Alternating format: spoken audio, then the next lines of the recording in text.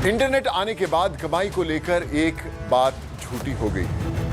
पहले कहते थे कि एक छोटी जगहों में कमाई के मौके नहीं होते हैं, बिल्कुल कम ऑप्शंस होती हैं, इसीलिए लोग बड़े शहर जाते हैं। अब मुझे देखिए कि मैं मोगा से बिलोंग करता हूँ, छोटा सा शहर है, लोगों को पता नहीं था कि मोगा है कहाँ, और बताना पड़ता था कि भैया आप लुधियाना से 60 किलोमीटर आगे जाएं, फिरोजपुर से पहले है, तो ऐसा कुछ आपको ज्योग्राफी से बताना पड़ता था। और खाने कमाने के लिए मैं मुंबई में भी रहता हूँ, लेकिन अब ऐसा नहीं है। बस इंटरनेट और स्मार्टफोन हो तो आप जंगल में रहकर भी कमाई कर सकते हैं। अब मध्य प्रदेश में हरदा में रहने वाले महेंद्र दोगना को ही देख लीजिए। 9वीं फेल हैं, लेकिन बड़े बड़ों को जिंदगी जीने का सलीका बताते हैं और ऐसा कमाते हैं कि हरदा में भी 3 पीस कोट और टाई में रहते हैं। चलिए देखते हैं सोशल मीडिया पे सफल होने के जो सीक्रेट्स है वो क्या है, वो समझिए।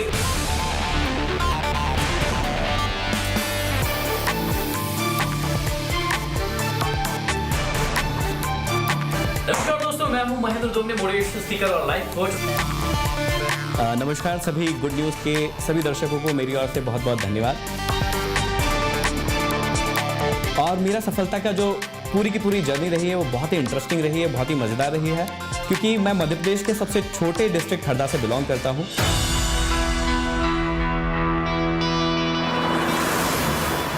और बहुत सारे लोगों का मानना होता है कि छोटे शहर में रह के हम कुछ नहीं कर सकते या अपने जीवन में आगे नहीं बढ़ सकते, लेकिन मेरा ये सपना रहा है कि मैं युवाओं को ये दर्शा पाऊँ, ये दिखा पाऊँ कि छोटे शहर में भी रह के आप बहुत बड़ी सक्सेस हासिल कर सकते हैं। तो मेरी जर्नी बहुत ही इंटरेस्टिंग रही है, क्योंकि मैं बहुत कम एज में बहुत सारी चीज़ों को मैंने सहना सीखा है, बहुत सारी चीज़ें मैंने फील की है, देखी है।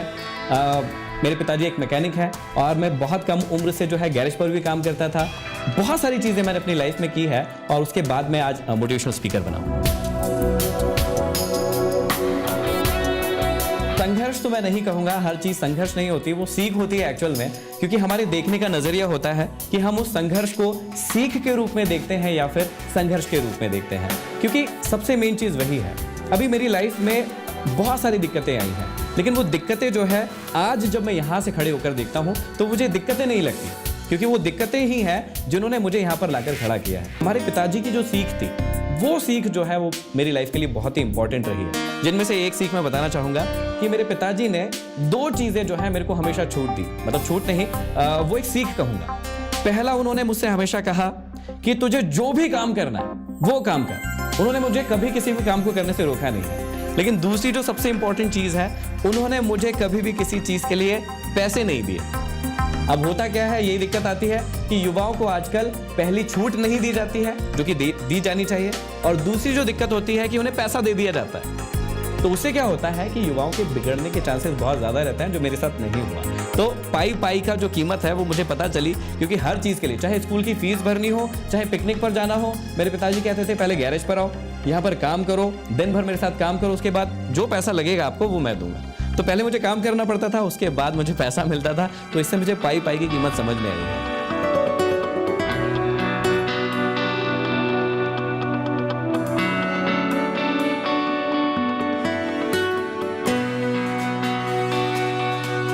एक्चुअल में क्या हुआ था कि मैं पढ़ने में बहुत ज़्यादा वीक था और मुझे पढ़ाई में बहुत ज़्यादा इंटरेस्ट नहीं था। एक्चुअल में मुझे खेलकूद में बहुत ज़्यादा इंटरेस्ट था। जैसे बाद में मैंने जो है 1500 मीटर जो रनिंग होती है उसमें स्टेट खेला है, उसके बाद खो-खो में स्टेट खेला है मैंने। तो मुझे खेलने में बड़ा मज़ा आता था। म्यूज़िक में बड़ा शौक था मुझे लगता है कि म्यूज़िक जो है वो लाइफ में एक बहुत बड़ा बदलाव लाता है, तो मुझे म्यूज़िक में भी बड़ा शौक था। लेकिन अब क्योंकि उस समय पिताजी के पास इतने पैसे नहीं थे, फैसिलिटीज़ नहीं थी, तो हम उसको परस्यू नहीं कर पाए। लेकिन क्या हुआ कि पढ़ने में तो बिल्कुल मन नहीं लगता था। मैथ्स मुझे बहुत गंदा लगता था, खराब लगता था कि यार ये तो एक बला है, और उससे बहुत बड़ी दिक्कत जो है मेरी लाइफ में 7th क्लास में जैसे तैसे मैंने परीक्षा तो दे दी, लेकिन मैथ्स के कारण मुझे सप्लीमेंट्री आ गई, मैं पास नहीं हो पाया।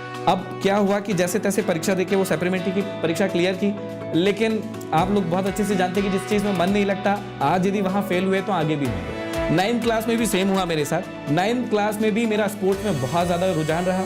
मैंने एनसीसी ज्वाइन कर ली, उसके कैंप किए, 1500 मीटर जो रेस होती है, रनिंग होती है, उसमें स्टेट खेला, खो-खो खेली। लेकिन वो सब खेलने के चक्कर में मेरी पढ़ाई पूरी छूट गई और मुझे 9th क्लास में फिर से सप्लीमेंट्री आ गई और मैं फिर से सप्लीमेंट्री की परीक्षा में भी पास नहीं हो पाया। मतलब कह सकते हैं कि मैं इतना पढ़ने में वीक था, लेकिन कहते हैं कि वही मुश्किलें, वही जो समय था उसने मुझे आज यहाँ पर लेकर आया। क्योंकि जब मैं फेल हुआ उसके बाद मेरी पूरी की पूरी लाइफ चेंज हो गई। उसके बाद मैंने कसम खा ली कि जिस चीज़ ने मुझे पीछे रखा है इस जीवन में, क्योंकि उस समय मुझे बहुत ताने पड़े थे, मैं बहुत रोया था, मुझे आज भी याद है वो सब चीज़ें, तो मैंने प्रण ले लिया कि अभी खेल वगैरह सब, गाने वगैरह, म्यूजिक वगैरह, एनसीसी वगैरह सब छोड़ दूंगा।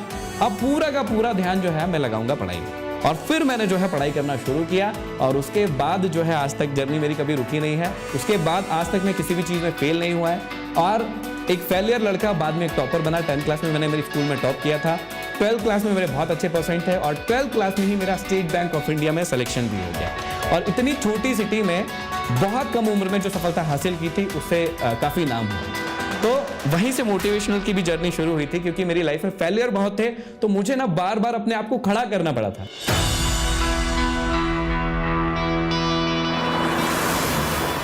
अब 12th तक आते आते ना मेरी जॉब लग गई, मतलब स्टेट बैंक ऑफ इंडिया में सिलेक्शन हो गया मेरा। तो मुझे कहीं ना कहीं ये लगने लगा कि मैं ना कुछ अपनी लाइफ में बहुत बड़ा कर सकता हूँ, मैं ना पूरे हिंदुस्तान में कुछ बहुत बड़ा करके दिखा सकता हूँ और मोटिवेशन की फील्ड में करके दिखा सकता हूँ। बात पैसे की नहीं थी, कई लोगों ने सलाह भी दी कि भैया गवर्नमेंट जॉब है, आपको आगे तैयारी कंटिन्यू करना चाहिए और बड़ा पद लेना चाहिए, क्योंकि 12th में क्लर्क लेवल की जो जॉब है वो लगती थी पहले। तो मुझे बहुत सारी सलाहें भी मिली, लेकिन मैंने ना अपनी बातें कभी छोड़ी नहीं। मेरे अंदर जो था मुझे करना था, मैं किसी की बात नहीं माना। मैंने सोचा मैं पैसे कमा पाऊंगा नहीं कमा पाऊंगा उससे कोई फर्क नहीं पड़ेगा, मुझे सिर्फ एक ही चीज़ चाहिए थी कि मुझे मज़ा आना चाहिए उस काम को करने में, और वो मज़ा आज आ रहा है और आगे भी आता रहेगा और उस टाइम भी आ रहा था। बातों